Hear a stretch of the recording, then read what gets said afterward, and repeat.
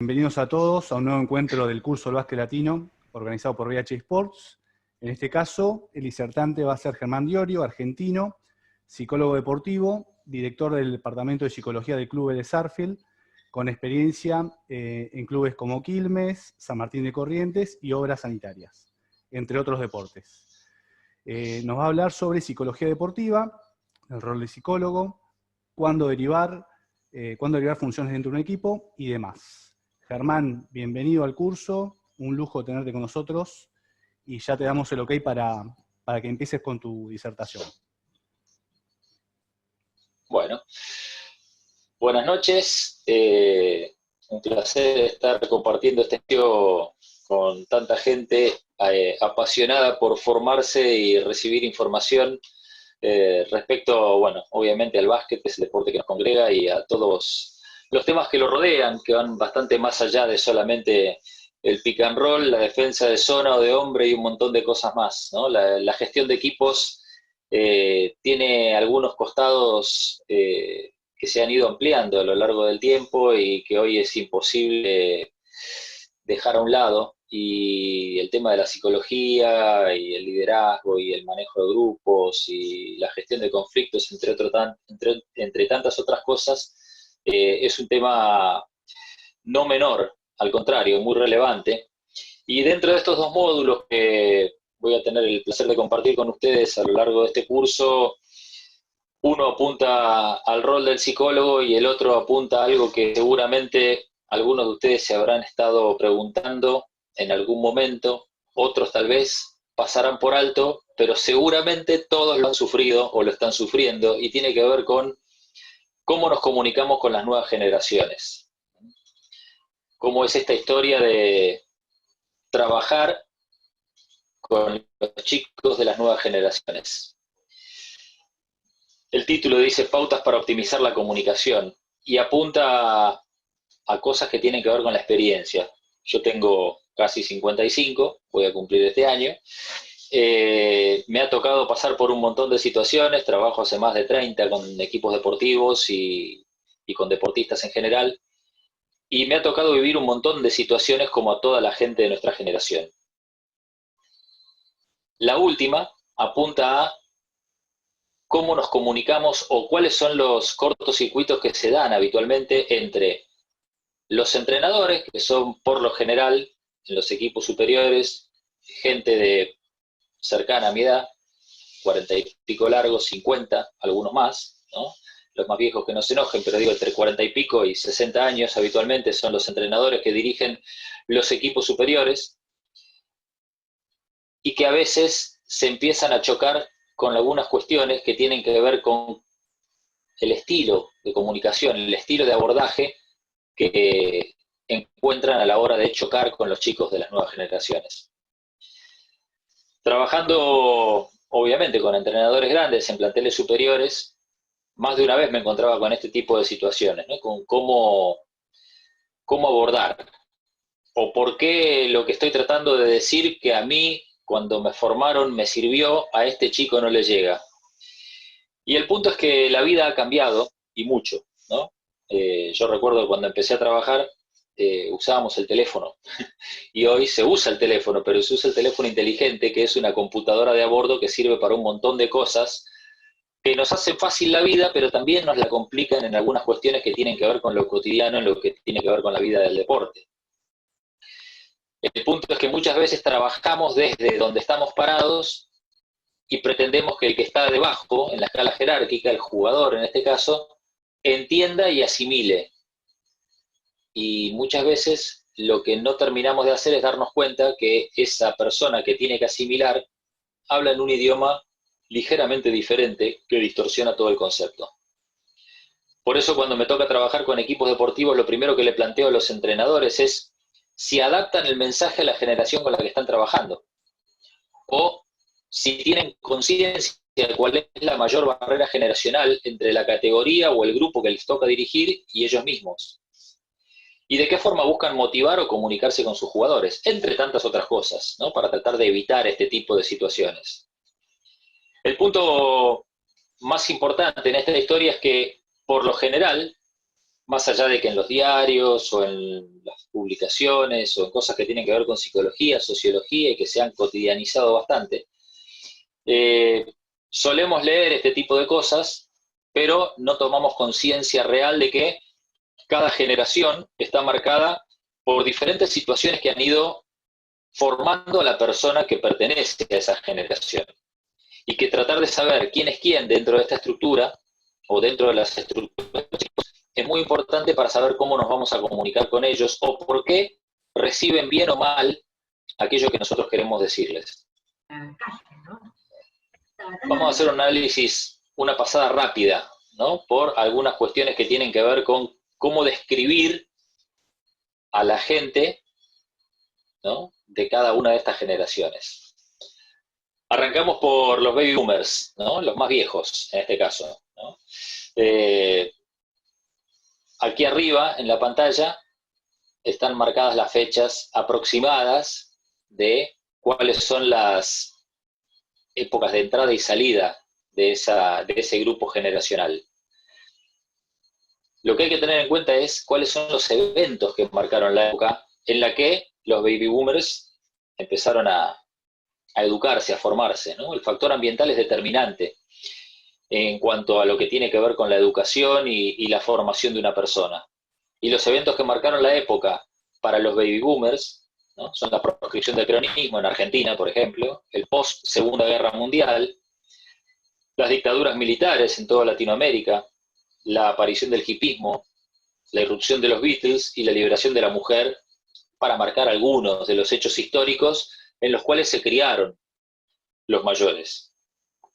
Ahora, esos eventos terminan arrojando personas del tipo idealista, que tienen mucho respeto por la autoridad, que tienen preferencia por la comunicación cara a cara, que tienen estructuras jerárquicas y un respeto importante por las estructuras jerárquicas, se sienten cómodos viviendo dentro de esas estructuras verticales, que se mueven con el lema vivo para trabajar, más que trabajo para vivir, ¿no? Viven para su trabajo, son muy responsables en ese aspecto, que tienen poco tiempo para el ocio y el esparcimiento, por eso, por aquello de que viven para el trabajo, y que tienen la meta, por cómo han sido educados por sus mayores, por sus padres, en el que la estabilidad se consigue a largo plazo. Hablamos de gente que nació entre el 45, ¿no?, en distintas partes del mundo, hasta el 70, 75. Después viene la generación X, que es la mía, ¿no? Eventos que marcaron la época en la que nos gestamos y nos formamos los X. Terrorismo de Estado, para los argentinos la guerra de Malvinas, la vuelta a la democracia en nuestro país, ¿no?, y toda la revuelta tendiente a todo lo que ha pasado en toda Latinoamérica, la alta tasa de divorcio, ¿no? Los argentinos recordarán el Casémonos Vía México, ¿no?, como una canción de moda en su momento cuando empezó a aparecer la historia del divorcio y las altas tasas iniciales. Crisis en la seguridad social y los despidos corporativos. ¿Qué arrojó? Personas básicamente independientes, más orientadas al resultado que al proceso, muy pragmáticos, con tendencia a ser autosuficientes, con lealtad hacia la empresa, vínculos de lealtad hacia la empresa. Todavía dentro de esta generación tenemos personas que han trabajado 15, 20, hasta 30 años en una misma empresa. Gente que respeta la autoridad pero que no se siente intimidada, ¿no? Ahí empezamos a notar marcadas diferencias con respecto a los baby boomers, que tal vez tenían un vínculo demasiado dogmático respecto a la autoridad. Empieza a aparecer el consumismo. El éxito está ligado a tener una familia feliz, más allá de lo que tiene que ver con esto de la alta tasa de divorcio, ¿no? Mucho divorcio, pero el éxito se medía por familia feliz. Los X somos rápidos para criticar y tenemos una relación con el ocio que tiene que ver con orientarnos hacia la cultura o hacia el aire libre. Hasta allí, ¿no? Los boomers y fundamentalmente los X, en muchos casos, son los que están al frente de los equipos deportivos de hoy, sobre todo en los planteles superiores. Ya en categorías formativas nos encontramos que también hay millennials trabajando al frente de los equipos. Y allí vamos. Generación Y o millennials, ¿no? Los famosos millennials, todos habrán escuchado alguna vez hablar de ellos. Eventos que marcaron la época para la aparición de los millennials. Internet. Explota la aparición de Internet. Ataques terroristas, hiperinflación. En Argentina el menemismo. En las redes sociales Facebook. Y en todo el mundo los viajes aéreos baratos. Las características que arrojan la formación de un millennial, o sea, a partir de los eventos, a partir de la época, se generan personas que son idealistas, que tienen una conexión 24/7, ¿no? Son los primeros nativos digitales, que tienen respeto por el otro, que son creativos, pero se aburren fácil, que baja su capacidad de atención, ¿no? Recuerden los más viejos que, al menos cuando yo iba a la escuela, decían que el tiempo, y a la escuela digo secundaria o la universidad, que el tiempo básico de atención o de capacidad de atención de una persona era 40 minutos. Bueno, para los millennials baja a 15, ¿no? Más de 15 minutos sobre un mismo tema el millennial se aburre, por lo general. Los millennials no dejan la vida en el trabajo y a diferencia de los generación X que podían estar 20, 30 años y sentían prestigio personal, ¿no?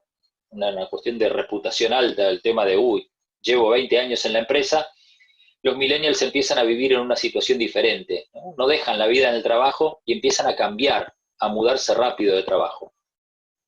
Los millennials tienen problemas con los límites y las jerarquías.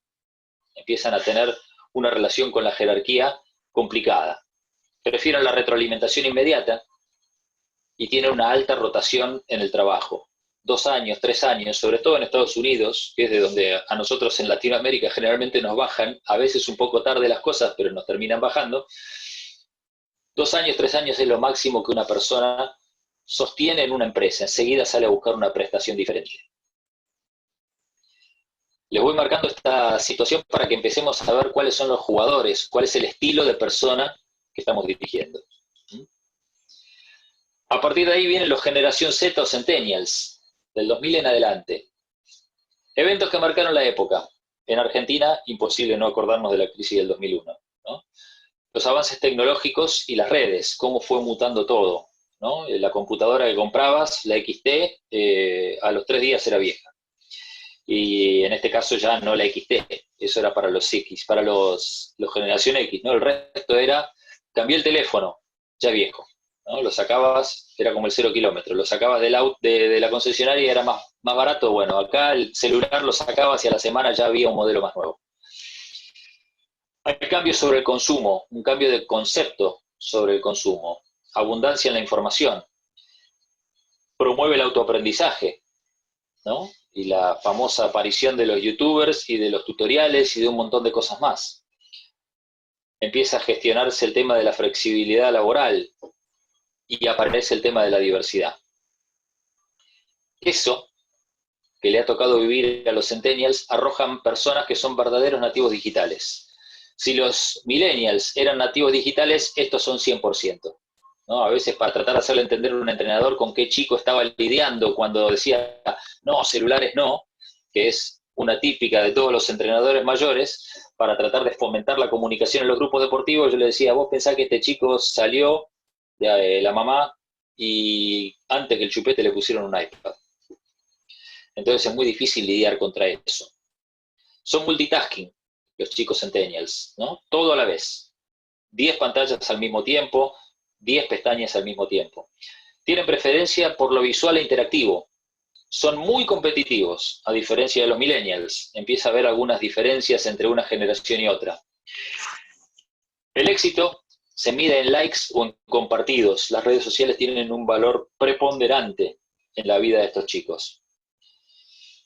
Decíamos que los X podíamos estar concentrados 40 minutos en un tema, que los millennials llegaban hasta 15. Bueno, los centennials en 2 minutos, si no los pescaste, los perdiste. Atención, hasta 2 minutos en un mismo tema.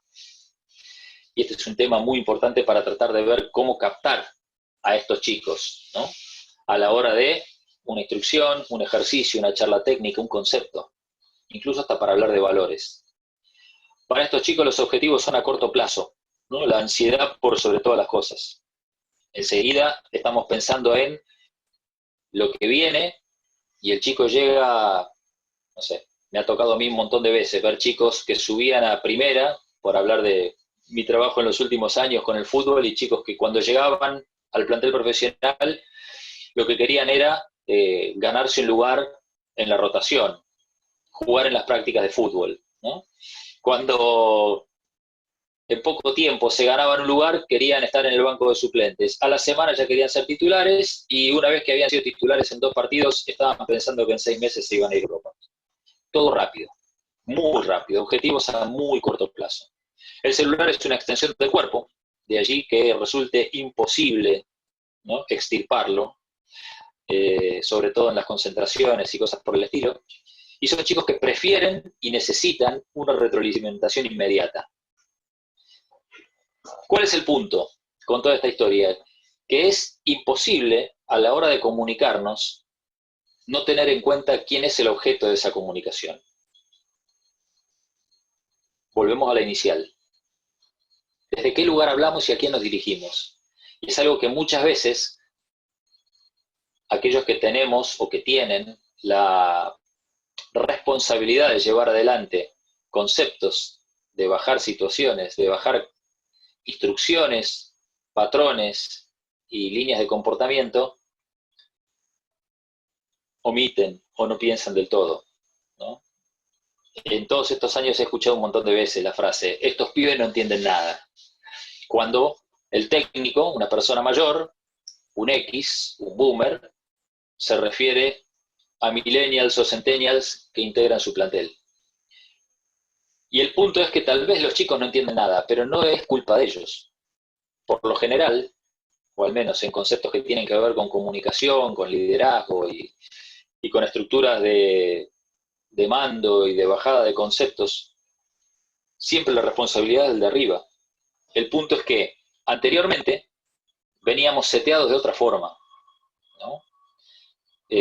Los de la generación X fuimos moldeados por los baby boomers, y muchas veces, los más viejos recordarán, se trabajaba desde algunos conceptos que tienen que ver con educación a través de el látigo, para decirlo cariñosamente, ¿no? Donde el entrenador, por lo general, te bajaba conceptos de manera dura, ¿no?, trabajando situaciones para que vos te adaptes. Todos nosotros sufríamos, por decirlo de alguna manera, la generación X, una especie de bullying orientado, y estaba bien visto.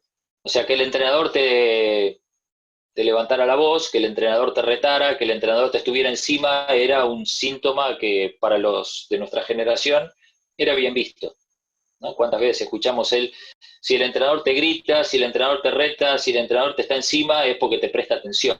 Preocupate cuando no te preste atención. Bueno, con nosotros funcionaba, porque había una bajada de línea que era por aquello de la falta de información, muy importante. Para los de la generación X, para los baby boomers, la única fuente o la fuente más importante de información estaba en el adulto mayor, estaba en el punto de referencia en la escala jerárquica. Había que mirar hacia arriba, ¿no? Papá, el abuelo, el profesor, el entrenador, eran personas importantes a las cuales nosotros teníamos que remitir buscando información. Y es algo que empezó a cambiar decididamente a partir del advenimiento de Internet. Porque hoy el punto de información no es el generación X, no es el adulto mayor. Hoy el punto de información de todos los chicos es el doctor Google, ¿no? Todos los chicos tienen esa extensión en la mano, que es el celular, y dentro del celular es la frase más común que todos decimos y que todos escuchamos, es googlealo. Entonces, cuando me pasa a veces que voy a dar una charla a algún lugar o que doy clase en algún lugar, digo: hola, soy Germán Diorio, psicólogo deportivo, y en el fondo hay alguien con un celular que está googleando a ver si lo que estoy diciendo es verdad. Trabajé en tal lugar o trabajo en tal lugar, lo está chequeando. Bueno, lo mismo pasa habitualmente con cualquier ejercicio, cualquier concepto, cualquier situación que ustedes den. Vieron que cuando hablaba hacia atrás, y acá me fui hacia adelante, pero bueno, vamos a volver hacia atrás.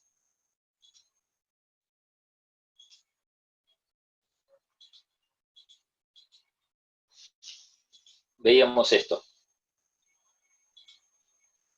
aburrimiento fácil, sin límites ni jerarquías. El no tener el no tener tanto respeto por la jerarquía nace a partir de que la información está en la mano. Los chicos de las nuevas generaciones tienen la información en la mano y tienen enseguida esa situación de la autoeducación.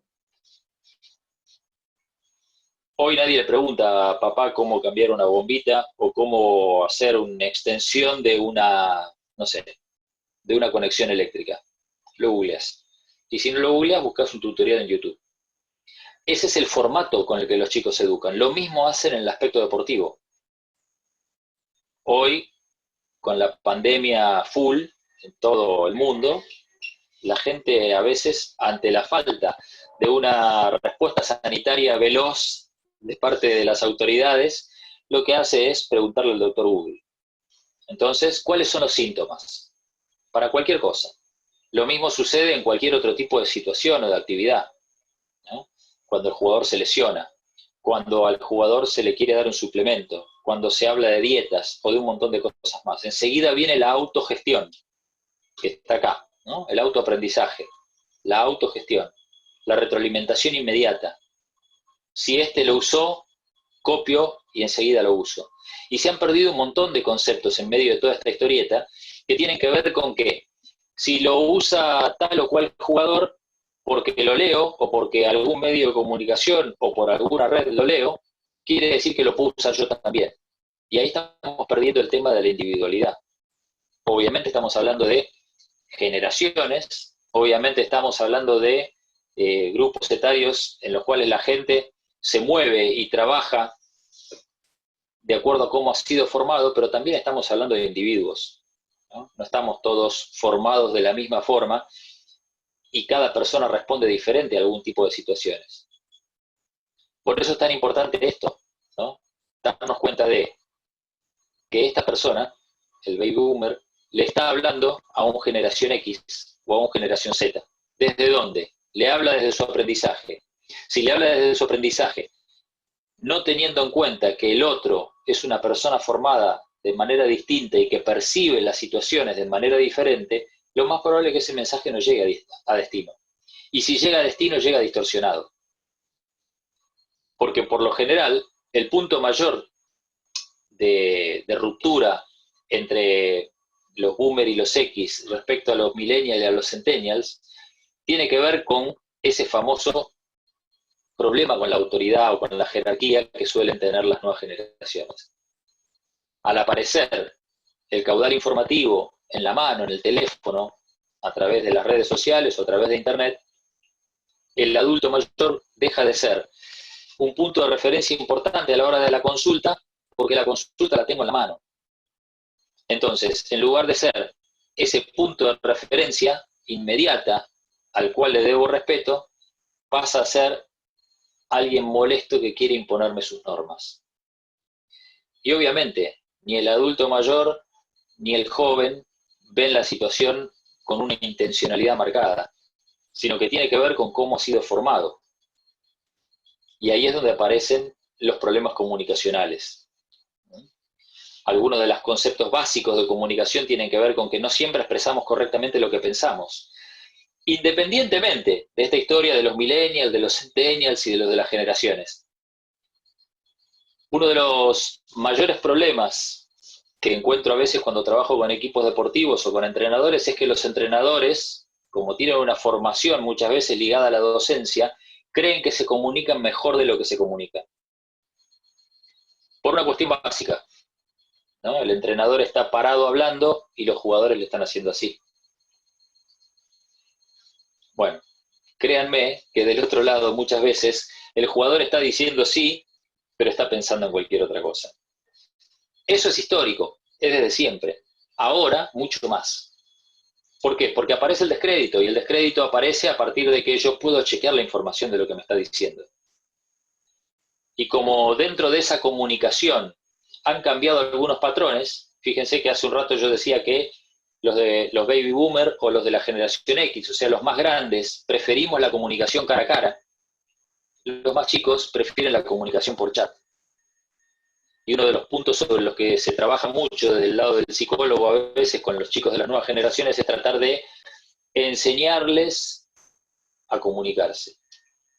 Por un montón de situaciones, ¿no? Al adulto mayor le cuesta hablar con un chico que tiene un teléfono en la mano o que siempre está dudando o refutando conceptos, y al más chico le cuesta hablar con el adulto que trata de imponerle situaciones. Entonces los ruidos empiezan a hacerse más grandes y las grietas comunicacionales son mucho más grandes.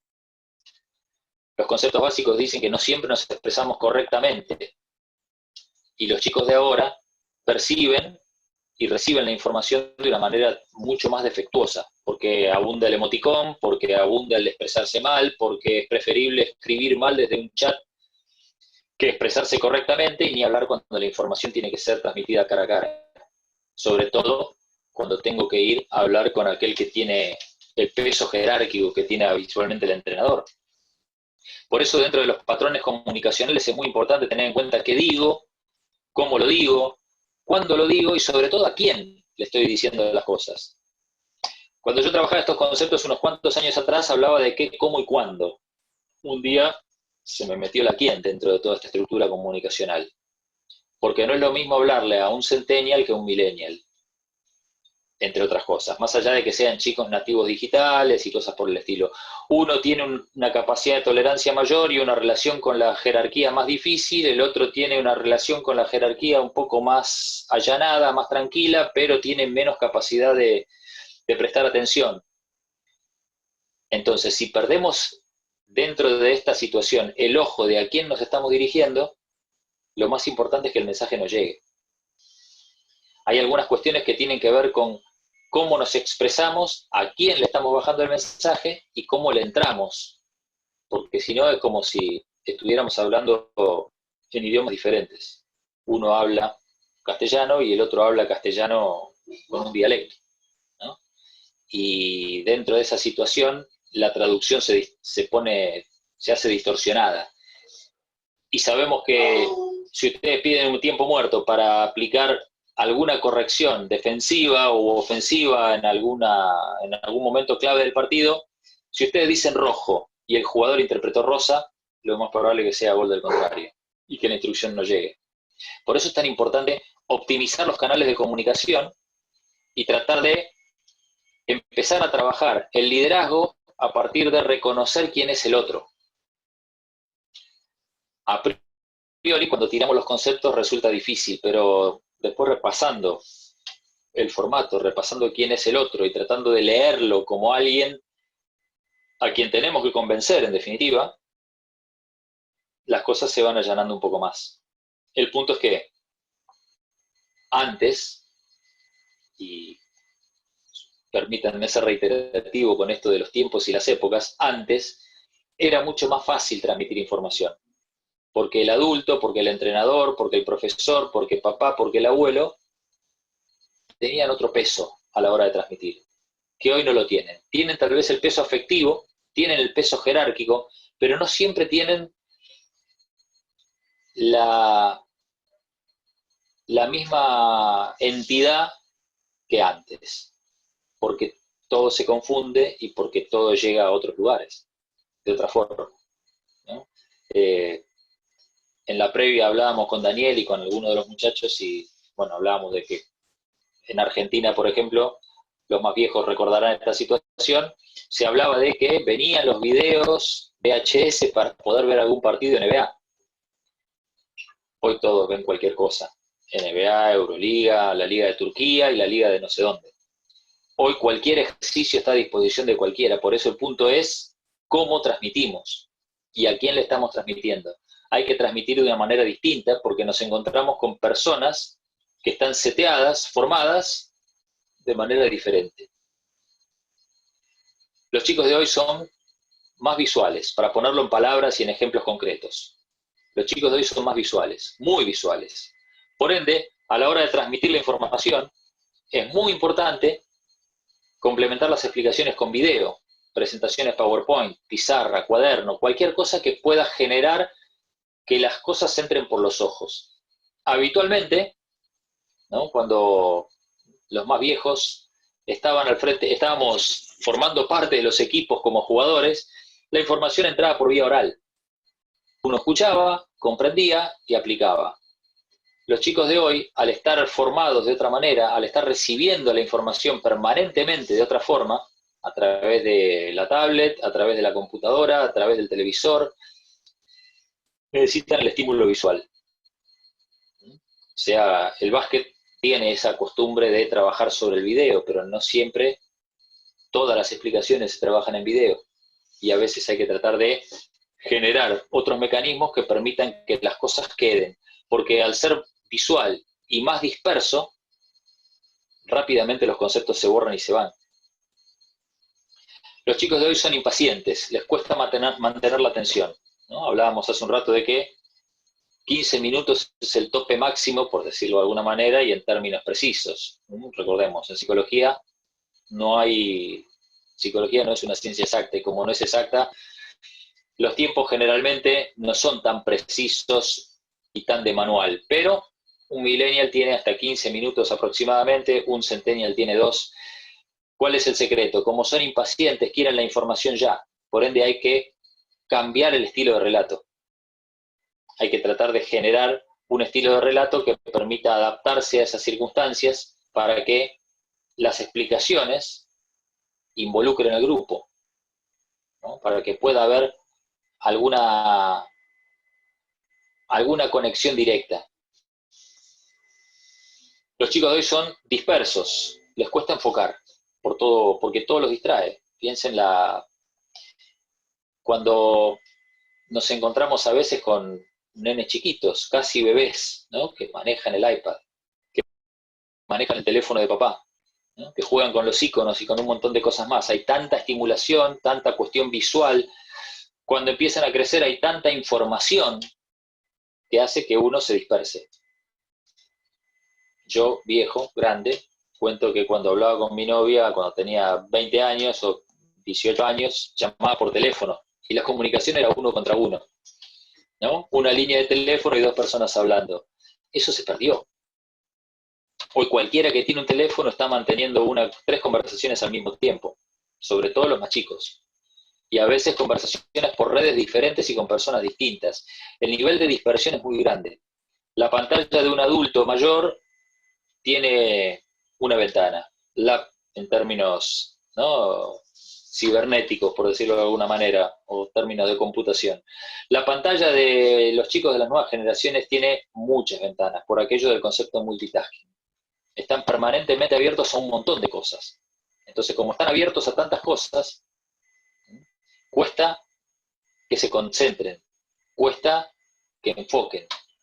Vieron que se habla mucho y cada vez más acerca de concentrate, enfocate. Bueno, hay que tratar de trabajar el lenguaje para convertirlo en una herramienta a favor, para que los chicos, los más chicos, a través de la competitividad, los otros a través de la comprensión, puedan empezar a trabajar en contra, por decirlo de alguna manera, de esa dispersión para tratar de conectarse con la tarea.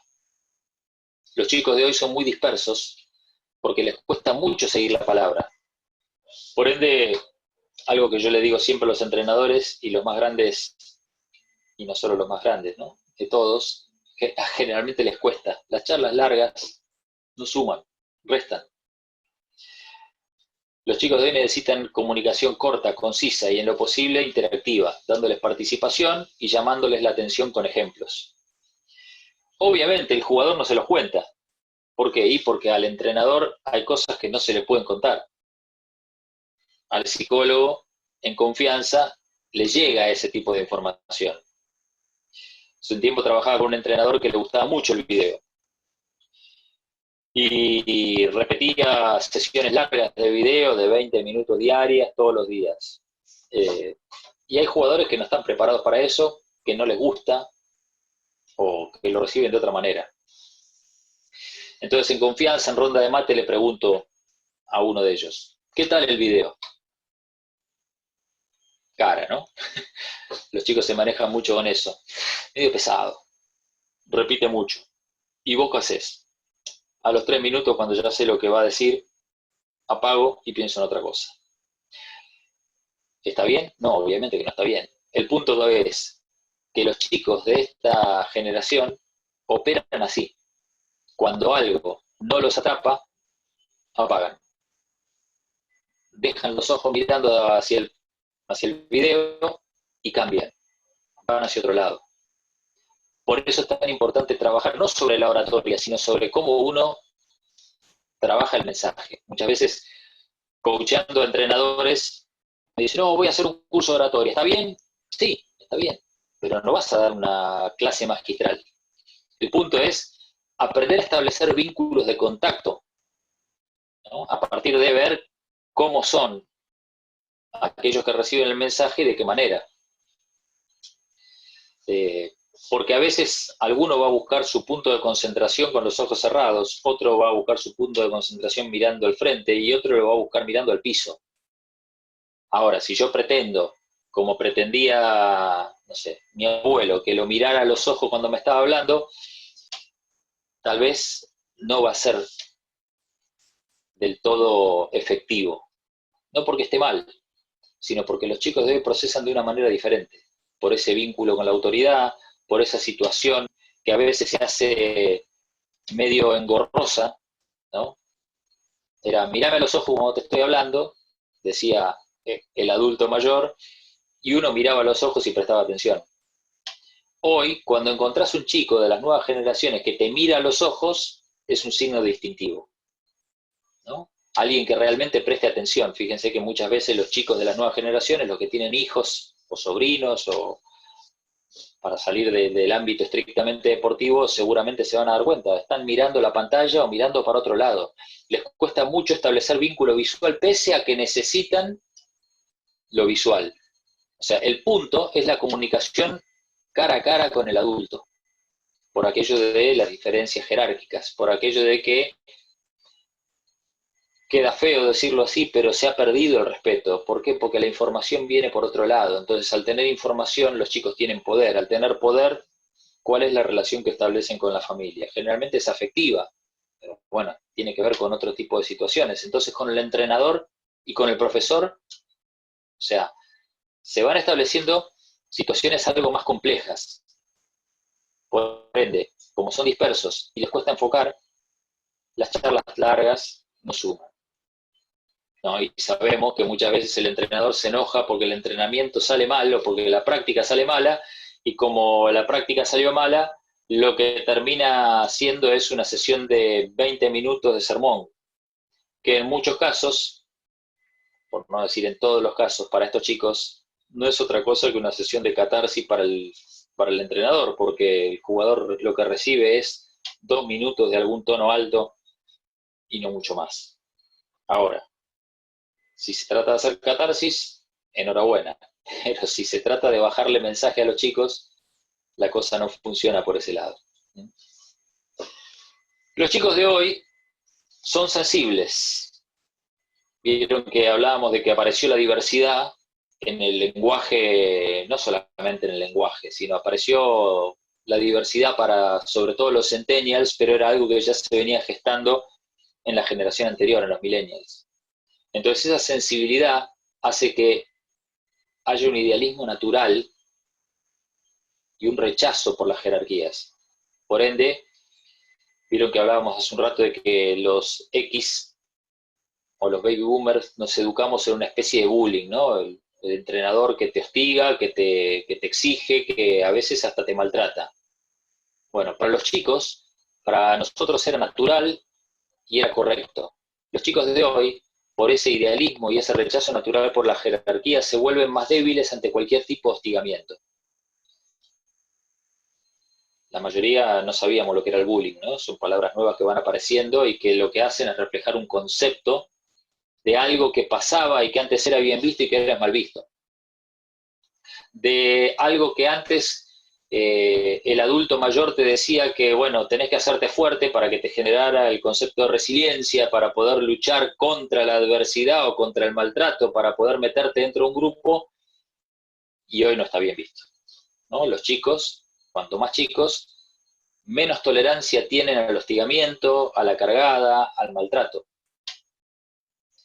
En realidad no es un maltrato, porque uno no lo hace con esa intención, pero ellos lo perciben de esa manera. Lo que uno trata de mostrar, que te estoy cargando, y te estoy cargando, y te estoy hostigando para que reacciones, el otro lo está percibiendo de otra forma. Y ahí vamos con eso del lenguaje diferente. Yo hablo y tengo una intención como adulto, pero el joven la está recibiendo diferente. Lo recibe como un maltrato, lo recibe como bullying. Pónganse a pensar, los más grandes, los de más de 40, no existía el bullying. Todos recibimos bullying, todos hicimos bullying, por decirlo de alguna manera. Los chicos de hoy enseguida lo perciben y lo sienten como algo malo, ¿no? Un excesivo reto, un tono muy elevado. Me estás exponiendo, ¿no? En términos futboleros o deportivos, me estás encanando, por decirlo de alguna manera, ¿no? Por eso los chicos de hoy, al tener esa sensibilidad, reciben mucho mejor el mensaje por la positiva que por la negativa. Pero claro, el adulto mayor, muchas veces, por no tener información respecto a este tipo de situaciones, porque muchas veces las escuelas deportivas de entrenadores tienen poco contacto con la psicología, y muchas veces ese contacto con la psicología y con conceptos como estos está seteado en cosas antiguas, ¿no? Piensen en la información que reciben aquellos que han hecho el profesorado de educación física, todavía siguen viendo solamente Piaget, ¿no? Todavía estamos hablando de yo-ello y super-yo, cuando en realidad ha cambiado el concepto, ¿no? La resiliencia, la inteligencia emocional y un montón de cosas más. Pero bueno, a veces uno no recibe esa información. ¿Y cómo se forma? Y bueno, el X se formó con un baby boomer que lo trató de una manera. Entonces, si a mí me trataron de esa manera y me fue bien, yo tengo que tratar al de abajo de la misma forma. Por ende, estamos transmitiendo información actualizada, pero en un contexto y en un lenguaje antiguo, que antes lo recibíamos bien por una cuestión de respeto a la autoridad y hoy no. Por ende, si hay que trabajar con los chicos de hoy, el mensaje de la connotación positiva, como decimos en psicología, es mucho más efectivo que el mensaje cuando uno trata de transmitirlo de una manera por la negativa. Ahora bien, los chicos de hoy son sensibles y parece que nada les viene bien. ¿Por qué? Porque también se rebelan ante el elogio obsesivo. Más de una vez me ha tocado escuchar a un jugador que dice, bueno, sí, hago dos bien y parece que soy crack, ¿no? Y es algo que pasa mucho en las estructuras deportivas, de todos los deportes. Cuando ustedes reciben un diamante, un jugador bueno, enseguida sucede que desde chico se lo va sobreprotegiendo, ¿no? Lo llenan de elogios, lo miman más de la cuenta. Entonces, esa sensibilidad hace que el chico se acostumbre. Y por eso muchas veces nos encontramos con que el salto a las categorías superiores, el salto a primera o al profesionalismo termina siendo tan complejo.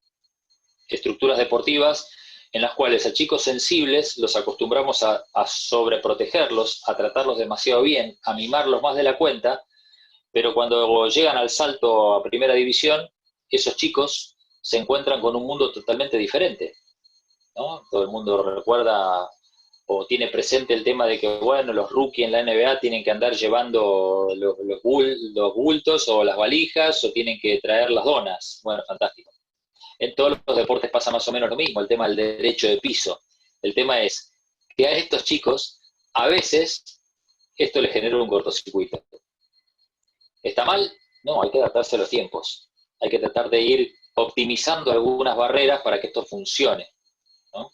Cuando hablamos de adaptar, hablamos de un montón de factores. Todos recuerdan o todos habrán tenido peleas con jugadores o con grupos en los cuales, bueno, celular en la mesa no, celular en tal lugar no, o en el entrenamiento no. Y a mí me ha tocado a veces debatirlo con entrenadores. No siempre se trata de prohibir para fomentar, sino hay que fomentar para que eso quede de costado. O sea, vamos por la positiva y no por la negativa.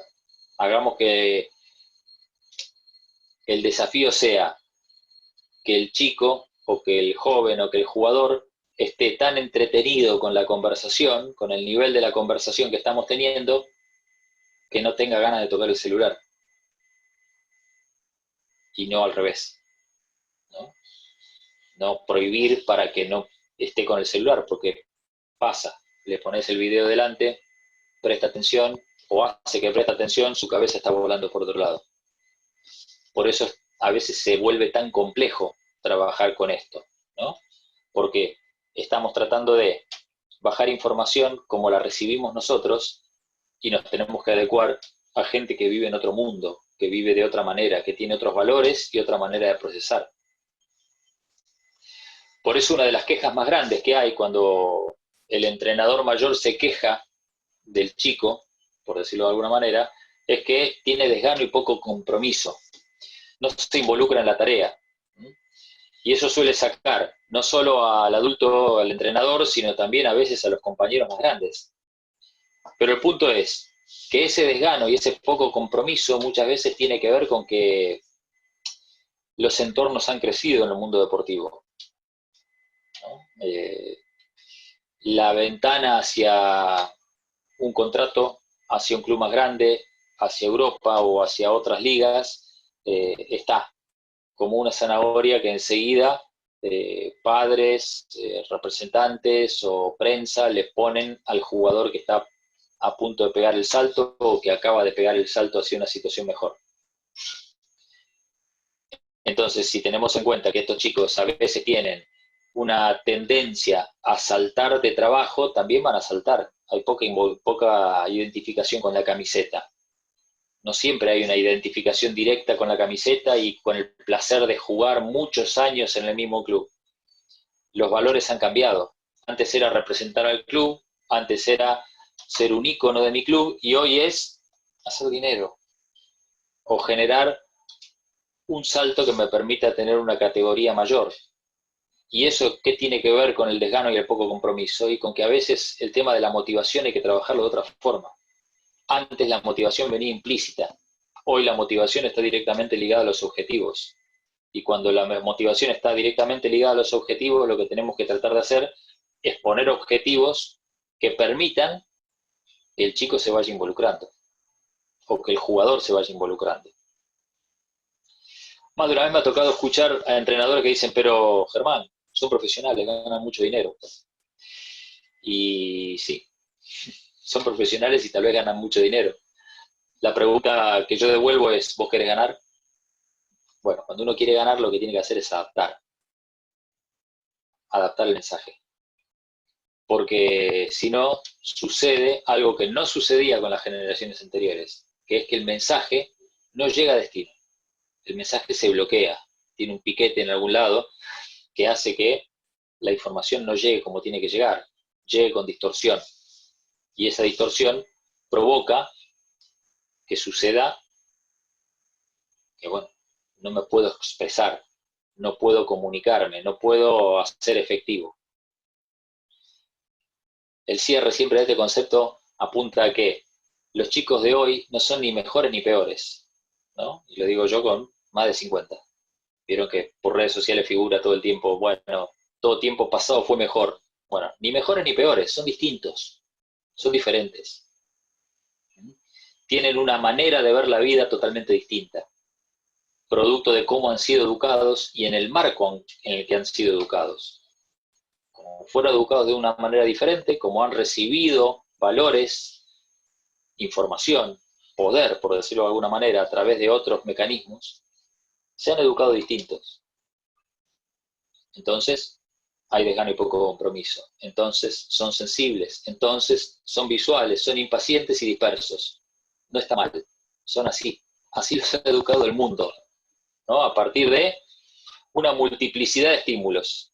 Bueno, nuestro trabajo como entrenadores, como líderes, es tratar de adecuar nuestro mensaje para que esos saltos, ¿no? Del baby boomer al X, o del baby boomer al centennial, o del X al millennial, o del X al centennial, sea efectivo. Sea efectivo. Porque hay que tratar de tomar conciencia de a quién estamos dirigiendo el mensaje, para evitar que esos cortocircuitos después nos hagan perder la partida. Y la partida que perdemos es la del respeto y la de la efectividad en la transmisión del mensaje. Bien. Este tema siempre suele dejar abierto preguntas. Y cuando yo digo a preguntas, no hablo solamente de preguntas que uno pueda responder, sino del debate, ¿no? Psicología, digo siempre, creo que lo mencioné a lo largo de la exposición, psicología no es una ciencia exacta. 1 más 1 nunca es 2, ¿no? Somos todas personas diferentes, y más allá de que pueda haber conceptos sociológicos, como algunos de los que bajé recién, esos conceptos no siempre son exactos. Hay manuales de procedimiento, hay algunas cuestiones que uno puede contextualizar, pero que siempre hay que mirarlas dentro del contexto específico. No es lo mismo en Argentina un chico educado en Buenos Aires que un chico educado en alguna localidad del interior del país. Y no es lo mismo un porteño que alguien de Montevideo, o de Chile, o de Perú, o de México. Somos todos diferentes. De acuerdo al contexto en el que nos educamos, contexto social y contexto habitacional. Eso va marcando personas distintas. Y parte de nuestro trabajo es poder adaptarnos para poder hacer que nuestro mensaje sea más efectivo y por ende tener mejor transmisión para poder alcanzar aquellos objetivos y logros que nos proponemos cuando nos toca pararnos frente a un equipo. Bueno, Germán, la verdad que impecable. Clarísimo en todos los conceptos y es cierto, sí, por ahí una de las cosas que más tengo que tener en cuenta es saber a quién nos estamos dirigiendo y no caer siempre, digamos, en la misma de que creo que es tan común esa frase que dijiste, de que mi tiempo era mejor, los chicos no entienden nada ahora.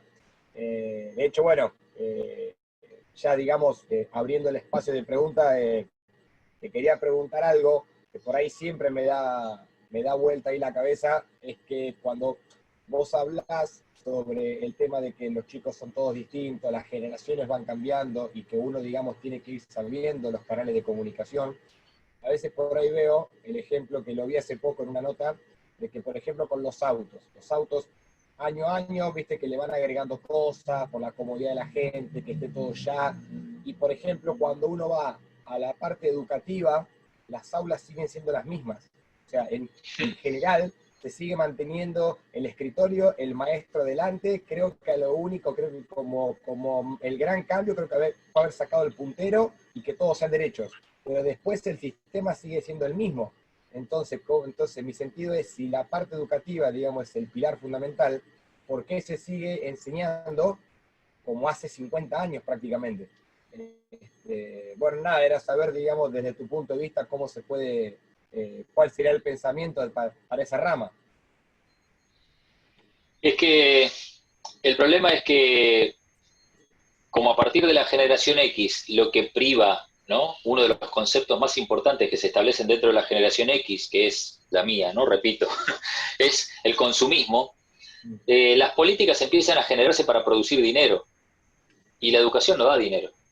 Lo que da dinero es que vos te compres un auto más caro, y entonces le voy a poner a tu auto Android Auto para que tengas conectividad o Wi-Fi o llanta más, no sé, de aleación o asiento calefaccionado. Eso es lo que vende. A partir de la irrupción del consumismo, hay una política de medios y de consumo que orienta hacia ese lado, y la educación no vende. Entonces, y bueno, trabajamos sobre esos factores. O sea, obviamente hoy yo traté de orientar la charla hacia conceptos que tienen que ver con la educación del entrenador. ¿Cuánta psicología te dan? No, no hay. O sea, ¿cuándo te explican cómo transmitir un mensaje? No hay. O cómo relacionarte con situaciones. Si hablamos de profesores de educación física, a veces que se forman y que, yo lo digo siempre, siguen viendo la teoría evolutiva de Piaget. Que no digo que esté mal, digo que es vieja. ¿No? Seguimos hablando de conceptos antiguos en psicología, y el deporte cambia. O sea, la vida de relación cambia. Entonces el concepto educativo, y bueno, yo puedo decir lo que pasa en Argentina, y en Argentina estamos atrasados años luz. La prueba lo dio lo que ha pasado en la pandemia, ¿no? Todos los chicos de primaria y secundaria han perdido el año en Argentina, van a perder el año. ¿Por qué? Y porque no tenemos docentes capacitados para plantarse frente a un Zoom y dar una charla o hacer algo, y porque seguimos trabajando con tiza y pizarrón. A mí me tocó hace 5 o 6 años ir a dar clase a una licenciatura de educación física, y cuando llego digo, miro y digo, ¿hay proyector? No. ¿Hay esto? No. ¿Qué había? Un pizarrón y una tiza. Bueno, ese es el concepto. O sea, la educación no vende autos, no vende zapatillas. Entonces, atrasa, desgraciadamente. Claro, sí, impecable. Gracias, porque la verdad que apuntaba a eso y siempre fue un interrogante que siempre, digamos, me lo cuestionaba. Bueno, a ver, los demás que quieran hacer alguna pregunta, saben que siempre levantamos la mano y habilitamos micrófonos. Estoy viendo acá a Pedro Osorio de Chile, tiene la manito levantada. Tony, ya te vi, así que la próxima. Pedro, activa el micrófono, te escuchamos. Ya, muchas gracias, buenas noches a todos. Gracias, Germán, por tu clase. Una consulta. Tú has descrito muy bien a las generaciones actuales que son tan distintos a nosotros. ¿Qué va a pasar cuando estos chicos crezcan? ¿Se vuelven de nuevo iguales a nosotros o la brecha es para siempre?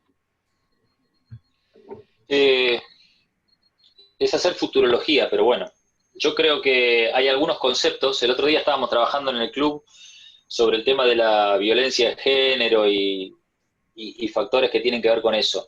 O sea, los más grandes nos formamos en un cambio generacional y en un cambio tecnológico muy, muy amplio. Los chicos de hoy ya nacieron con otra formación. Entonces, para un centennial, por ejemplo, que nació en la diversidad y de sexual y de un montón de cosas, no va a generar ningún ruido. A los más grandes, algunos todavía les genera ruido o no genera ruido, alguna situación por el estilo. Entonces el concepto que hoy hablamos de bullying, para los chicos no, una vez que la sociedad, o sea que los viejos vayamos dejándole paso a los más jóvenes, esas cosas no van a volver para atrás, eso va siempre para adelante. No digo que sea mejor o peor, digo que cambia el concepto, ¿no? Antes el bullying era visto de una forma, era natural, hoy no. Antes las bromas machistas eran bien vistas y eran divertidas, hoy no. Antes un piropo a una mujer era bien visto, hoy no. Hay un montón de cosas que van cambiando. Y lo de la diversidad también, ¿no? Antes uno pensaba que un homosexual era un enfermo, ¿no? Los más viejos pensaban eso. Hoy no, son personas como cualquiera. La prueba me lo decía la otra vez una colega, ¿no? Estábamos trabajando sobre esto y decía, bueno, a los chicos de antes le preguntabas qué es, y decía hombre o mujer. Y hoy le mostrás una foto de una mujer a una nena chiquita o a un nene chiquito y te dice, ¿qué es? Una persona. O sea, los conceptos van cambiando. Yo creo que esta brecha no vuelve para atrás, no es como las modas, ¿no? Que usábamos los pantalones Oxford y ahora vuelven a usarse 40 años después. Esto no es una moda, es una cuestión de evolución social. A veces la evolución no nos gusta, ¿no? Porque algunos todavía, en algunos conceptos uno prefiere algunas cosas del pasado, pero bueno, la evolución es así. Ok, muchas gracias. Bueno, gracias, Pedro. Tony, activa el micrófono, te escuchamos. Saludos, buenas noches a todos. Saludos, doctor. Así como ha cambiado la juventud de los jóvenes con los millennials, los centennials, ha cambiado el baloncesto, ha cambiado el deporte. Uh-huh. Y entonces, ante esa preocupación, yo no voy a decir que yo soy old school porque yo creo que yo soy más joven que muchos aquí, pero me preocupa porque en los teléfonos es la orden del día y todo se concentra en el teléfono, en el video, en la televisión, en lo que vende, el fanatismo. Como usted dice, si aquel tiene las medias negras, yo quiero poner las medias negras. Entonces, como uno como coach, por más psicología, por más experiencia que uno tenga, como uno va a bregar con ese mensaje de llevarle el chamaco lo correcto. Claro, yo soy estricto y soy bien vertical en mis, o sea, bien línea en mis cosas, pero él tiene una carga. O sea, la carga que está fuera de la cancha no me ayuda a lo que yo estoy trabajando. No. Una de las cosas que ha traído la profesionalización, ¿no? y la irrupción de los medios, bueno, la irrupción de los medios ha traído una explosión comercial dentro del deporte. y la irrupción de el advenimiento de Internet y de los teléfonos y un montón de cosas hace que un gol, un doble, no sé, una final de cualquier cosa te llegó al teléfono al instante. Bueno, todo eso ha generado que los entornos de los deportistas también vean dinero dentro de esa historia y vean ego y vean, ¿no? Likes y compartidos y un montón de cosas más. Entonces, toda la situación de bienestar, por decirlo de alguna manera, está centrada en ese tipo de situaciones. Ahora, el punto es, yendo a tu pregunta o a tu reflexión, es cómo trabajarlo desde adentro. Y cómo trabajarlo desde adentro, para mí la clave es siempre generar objetivos y motivación que involucre a todo el mundo. Ahora, hay que trabajar sobre el clima y con algunas herramientas un poco más técnicas desde el punto de vista psicológico, sociológico, para tratar de generar grupos humanos diferentes. Antes el grupo se armaba solo, ¿no? En los tiempos, en aquellos que pensamos todo tiempo pasado fue mejor para esas cosas, los grupos se armaban solos y todos se quedaban a tirar y todos se quedaban a compartir un asado, una gaseosa o una cerveza. Bueno, hoy los tiempos han cambiado, ¿no? Los entrenadores de hoy se quejan de que el jugador llega corriendo, entrena y se va. Y lo que hay que generar desde la estructura profesional es más obligación, pero también una obligación que sea atractiva. Porque si yo le obligo al jugador a que llegue a las 9 de la mañana, desayune, deje el celular en la garita de entrada al club, desayune, esté 2 horas esperando el entrenamiento, sin teléfono, que para ellos es la muerte, ¿no? Es síndrome de abstinencia. Y después lo hago entrenar 2 horas, que se quede, que almuerce en el club y que esté 6 horas sin teléfono. Y encima el contenido que le estoy dando es aburrido, lo estoy perdiendo. Entonces ahí es donde hay que trabajar sobre actividades o sobre un cambio de método que permita hacer entretenido y motivante. La motivación pasa por otro lado hoy. Y pasa porque sea entretenido, pasa porque sea divertido, pasa por generar competitividad y por ser un poco más tolerante también. Yo digo, no hay que pelearse no hay que luchar contra el teléfono, sino usarlo de aliado. ¿Y cómo bregamos con los padres? Y con los padres es muy complicado. Depende cuál sea la estructura deportiva, ¿no? Y en cada deporte hay un mundo distinto, pero el punto es que toda esta situación nueva de que el deporte genera dinero y prestigio y egos, hace que los padres muchas veces se conviertan en un factor nocivo, ¿no? Hace un tiempo dando una charla yo le explicaba a un grupo de padres que a veces padre ausente es menos nocivo que padre muy presente, ¿no? Uno dice, no, este papá es padre presente, lo acompaña, y a veces uno prefiere que no. O sea, a mí me ha tocado un montón de veces trabajar con padres, no con padres, con chicos, y ver que el principal problema para que ese chico no jugara bien era el viaje en auto hacia la cancha con el papá. Porque el papá se pasaba durante la hora que viajaba en el auto dándole indicaciones de cómo tenía que jugar, que seguramente eran totalmente distintas a las que el entrenador le iba a dar o le había dado durante la semana. Y la otra tortura para el chico era la vuelta en auto después de jugar mal o después de perder, ¿no? Entonces cuando a veces yo trabajaba esas estrategias con los chicos, ¿no? Y les decía, mira, decile a tu papá que Germán te dijo que tenés que hacer un nuevo ejercicio de concentración escuchando música con auriculares en el viaje. ¿Para qué? Para que no se fuma el padre. Y a la vuelta tengo que meditar. Entonces hacía lo mismo. Y lográbamos que el chico rindiera mejor. Pero es impresionante. Y yo he estado en ambos lados, en lo profesional y con jóvenes. A mí me apasiona trabajar con jóvenes porque me encanta su energía, me encanta enseñar, y muchas veces lo que hago profesional lo hago con los jóvenes. Pero el problema que tenemos ahora de los millennials, del teléfono, es las páginas de internet donde mi hijo tiene que aparecer porque mete 30 puntos, porque sea uno de los mejores en Puerto Rico, porque sale en otro torneo, sale la foto.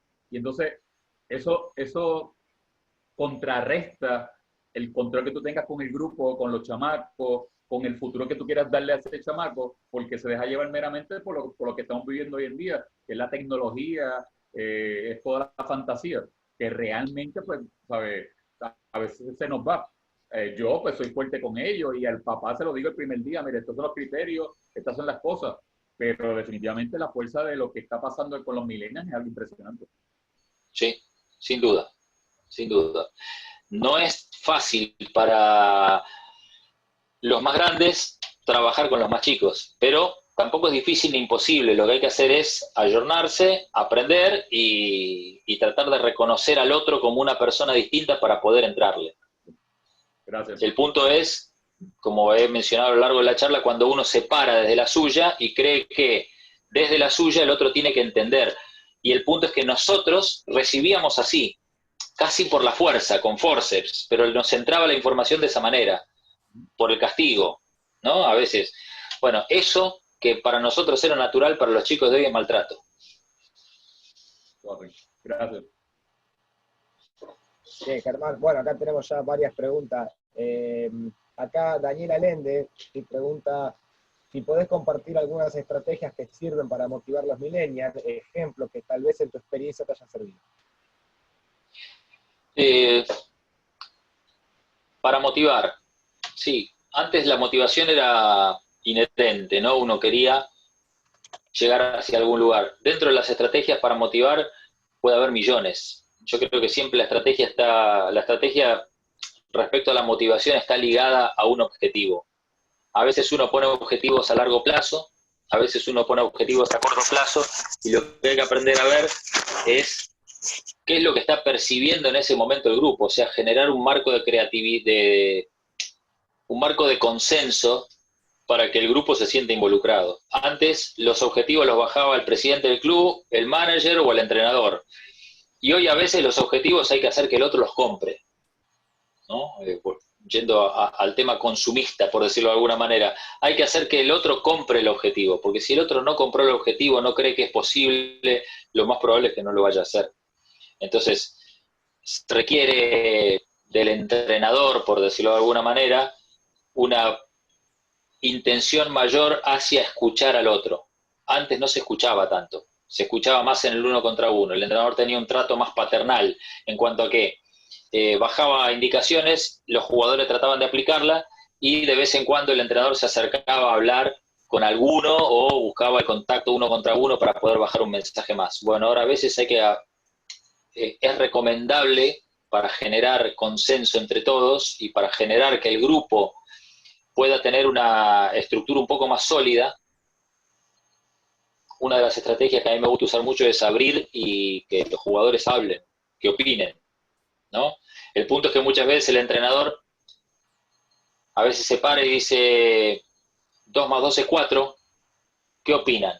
Y el jugador va a decir 4, ¿no? ¿Por qué? Porque vos le dijiste 2 más 2 es 4 y el jugador nunca te quiere contrariar. Uno cuando quiere escuchar al otro lo que tiene que hacer primero es poner la pregunta para que el otro responda. Trabajar estrategias que permitan involucrar al jugador en objetivos personales o grupales y no solamente en objetivos que a veces vienen bajados por la directiva o por el entrenador. Se trata más de seducir y de ir guiando para que el otro se pueda involucrar. Hace un par de años, en un plantel profesional de fútbol, que los planteles profesionales de fútbol son más difíciles en Argentina, mucho más difíciles que los de básquet, por un montón de razones, se me ocurrió, juntando a 2 o 3 jugadores, armar una planificación de objetivos. Y el entrenador lo tomó como, ¿te parece? ¿Para qué? Si los objetivos son, y bueno, es una inquietud que salió de los jugadores, podemos trabajarla. Bueno, al final el tipo me dio a la derecha y lo pude trabajar. Y salió un trabajo muy lindo, que terminó siendo un banner que quedó pegado en el vestuario durante toda la temporada.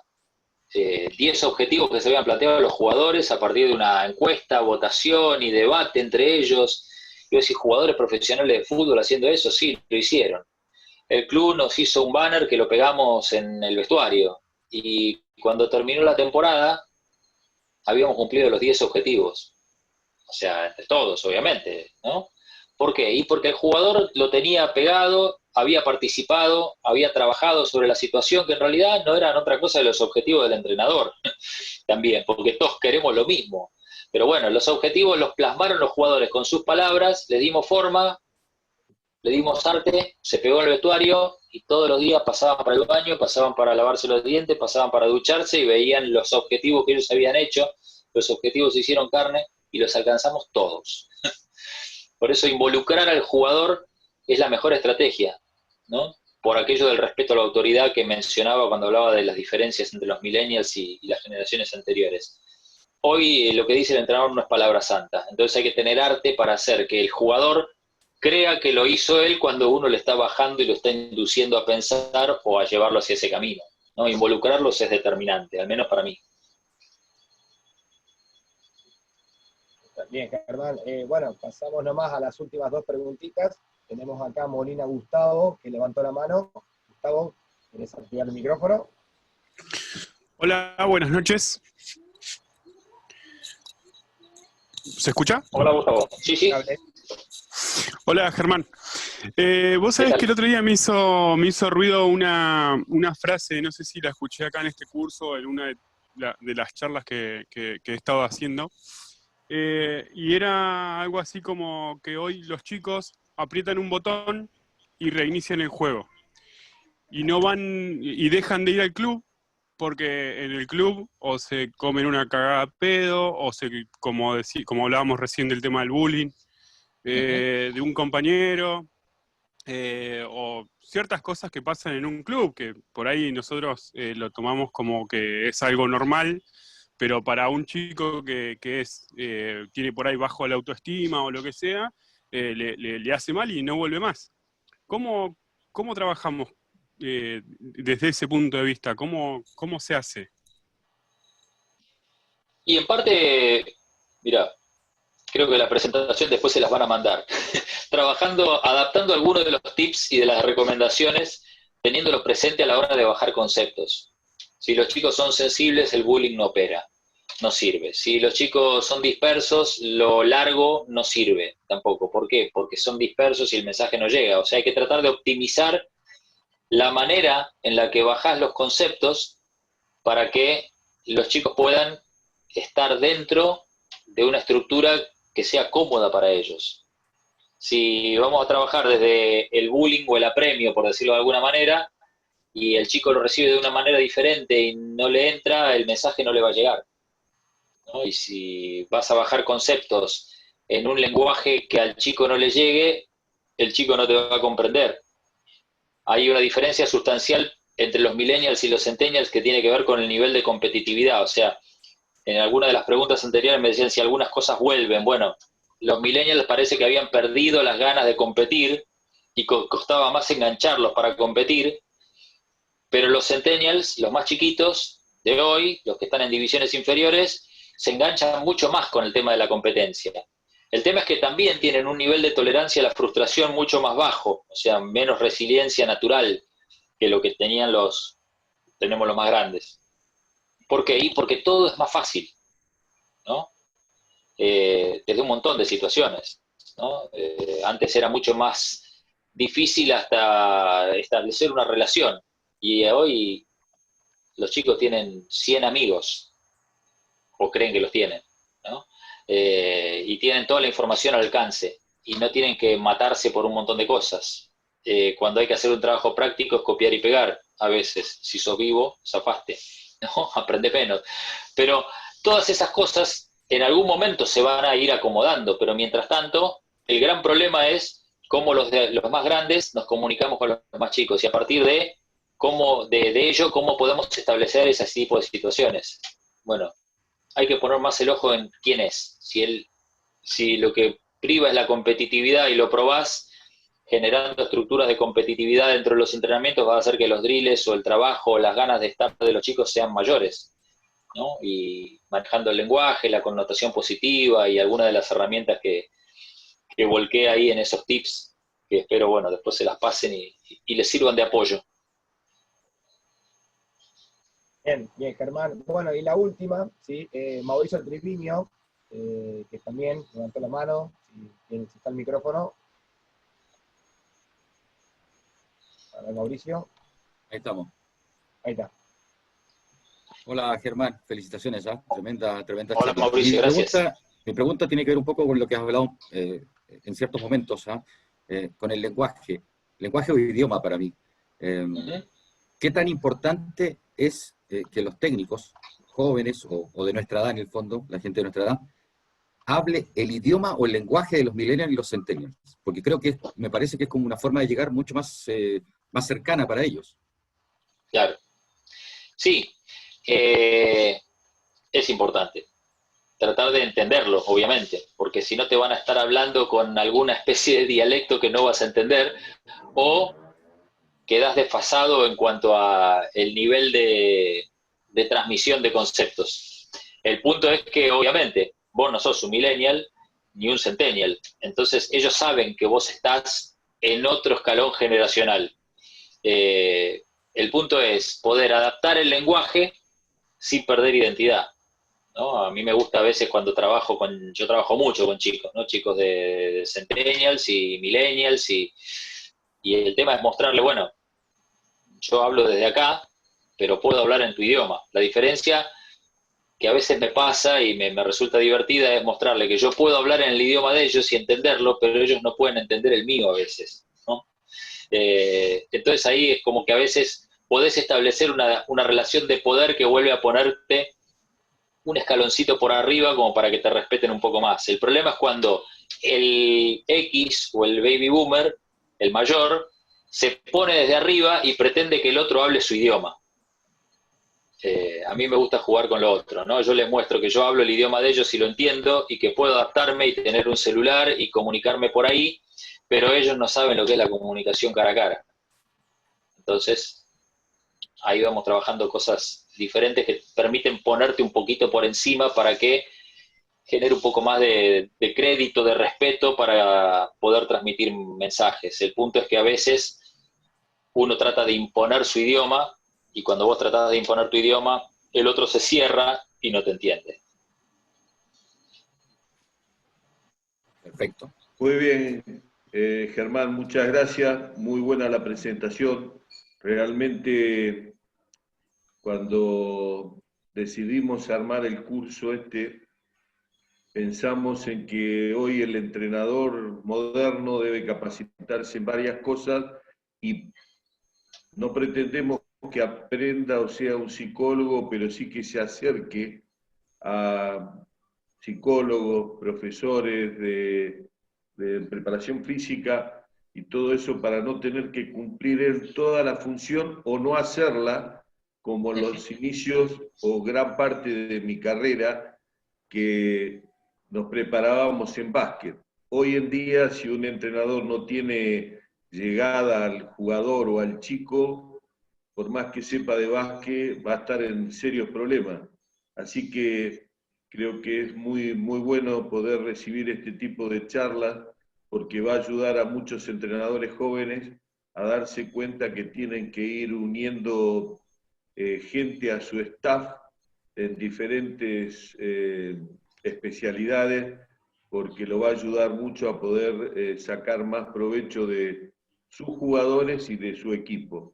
Así que te agradecemos mucho la charla, y muy buena, y te esperamos para la segunda oportunidad que tocarás otro tema. Gracias, Germán. Sí, señor. Bueno, ha sido un placer, ¿eh? Muchas gracias por la participación, por el respeto y la onda, y bueno, en la próxima sí nos vamos a meter con el tema del rol y los mitos y verdades y las utilidades del psicólogo deportivo. Muy bien, muchas gracias.